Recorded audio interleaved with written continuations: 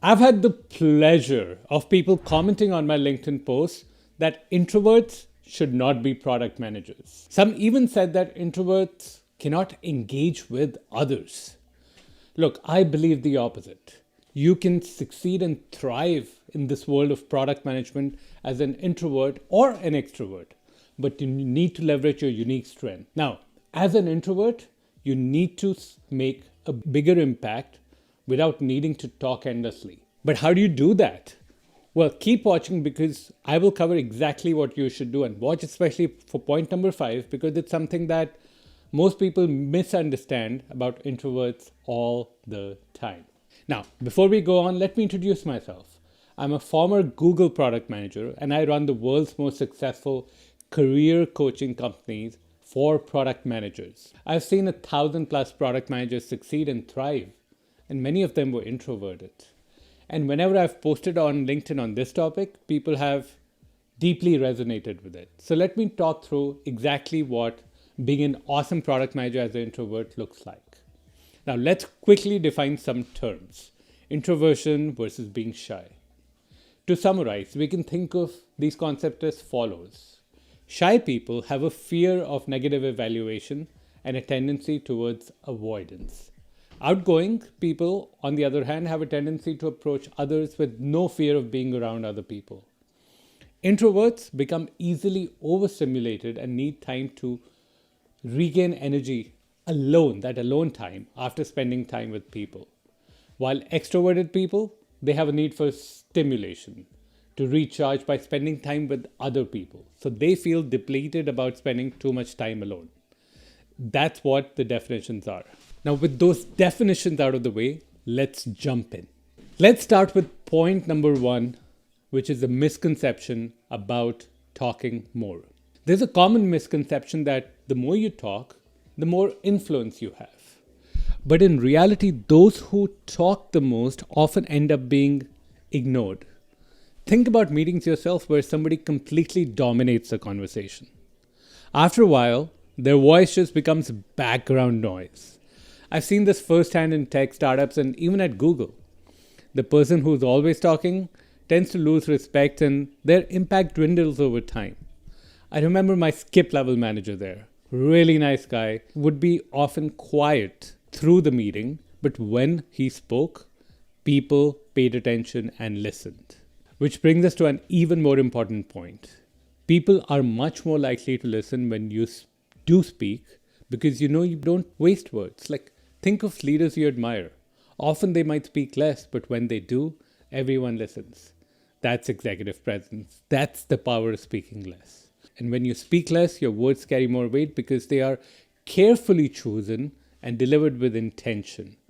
Every word has a purpose, and this precision makes your message more impactful. By not overwhelming your audience with unnecessary information, you command their attention and respect, making your communication more persuasive and memorable. In essence, this is about quality over quantity. Fewer words, more power. This approach is especially effective in leadership in high-stakes situations, where clear, concise communication can be the difference between success and failure. It demonstrates confidence, authority, and thoughtfulness, all of which are essential traits for effective leadership. Now, just speaking less is not sufficient. You need to combine that with developing what most people refer to as executive presence. So, executive presence is a combination of qualities that enable a leader to inspire confidence, command respect, and project authority. It encompasses how you present yourself in high-stakes situations, how you communicate, and how you carry yourself. People with strong executive presence are often perceived as credible, capable, and in control, making others much more likely to follow their lead. Now, there's many key elements of executive presence, which include, number 1, confidence, displaying self-assurance in your abilities and decisions, even under pressure. Clarity, communicating ideas and directives clearly and effectively, ensuring that your message is understood. Poise, maintaining composure in challenging situations, demonstrating grace under pressure, decisiveness, making informed decisions quickly and confidently, which reassures others of your leadership, and authenticity, being genuine and true to your values, which builds trust and credibility. Now, executive presence is often the difference between being perceived as a capable manager and being perceived as a true leader, which product leaders are meant to be. If you speak less, you can build executive presence, but there's certain tricks to this. So, number one, you have to engage your audience. And that's all about making a connection. And that starts with listening. When you listen more, you understand better what your audience needs, and you can tailor this message accordingly. So, in meetings, instead of jumping in with your opinion, which would also not be a tendency as an introvert, try listening and then summarizing the key points before adding your perspective. Second is communicating your expertise. So, that doesn't mean showing off you know everything. It's about being concise and relevant. Use data and facts to back up your points, and don't be afraid of pauses, because pauses can emphasize your points and show confidence. For example, in a product review meeting, instead of detailing every single aspect of your product and thereby talking more, focus on the key metrics that matter to your stakeholders. Practice active listening in every conversation. Make it a habit to summarize what you've heard before you speak. Now, this has another side effect, which brings in point number 4, building trust. Developing executive presence isn't about commanding attention. It's about building respect and trust. When you speak less, but mean more, your colleagues and stakeholders will start to see you as a leader. When you speak less, your words become more intentional and meaningful. This signals that you value other people's time and attention, making your communication even more impactful. By avoiding unnecessary details and focusing on what matters, you demonstrate that you're thoughtful, considerate, which ultimately fosters trust. Now, people are more likely to trust someone who's concise and to the point, as it suggests that they have a clear understanding of the situation. They're not trying to manipulate or overwhelm with information. Now, there's one more highly overlooked point which might be the most crucial. Introversion might actually help you become more strategic. Introverts naturally spend more time reflecting and thinking, which often leads to a more strategic approach to their work and decisions. This tendency to engage in deep thought allows introverts to carefully consider various aspects of a situation before taking action. And this can help them be more strategic because, number one, they have the depth of thought. They tend to process information internally, which means they often take the time to explore different angles, consider potential outcomes, and anticipate challenges. This depth of thought helps them develop well-rounded strategies that take multiple factors into account. Second, they focus on prioritization.